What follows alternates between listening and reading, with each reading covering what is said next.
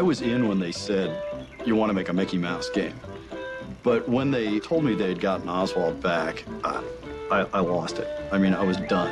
I'm an old animation buff. I mean, I knew about Oswald before they mentioned him to me, which is kind of rare.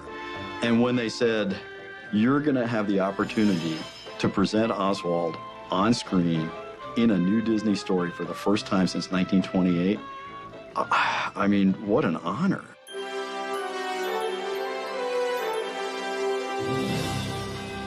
Well, Oswald the Lucky Rabbit was Walt Disney's first cartoon star, and he predates Mickey, of course. He's such a rich character, and if you look back at the old animation, it was so fun and so exciting.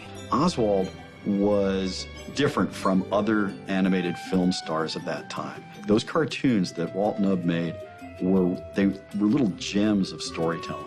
They weren't just a string of gags. Oswald would fall in love, have to deal with a rival. He would go to war. He would do all sorts of things. He was way ahead of his time. You know, very quickly, the Oswald cartoons became among the most popular silent cartoons of the late 20s. Oswald was a big star. In the late 20s, after just about 18 months of prominence, Walt went to his distributor to renew his contract and wanted more money to make better cartoons. I mean, even then, Walt was all about quality. And the distributor said, no, not only are we not going to give you more, we're going to take your staff, we own the rights to the character, check your contract, and you're out of work. After losing that character, Walt went back to the drawing board, literally, and Mickey Mouse comes into being. And so Mickey Mouse goes down a path of success no one saw coming. Maybe Walt did, but, you know, he is what he is. Everyone on Earth knows who Mickey Mouse is. And Oswald just kind of disappeared. There are all sorts of stories about how Mickey was created, but he was created only because the rights to Oswald had been lost. That's the tragedy of Oswald. He really was poised to be the most successful and popular cartoon star in the world. But Mickey came along, and the rest is history.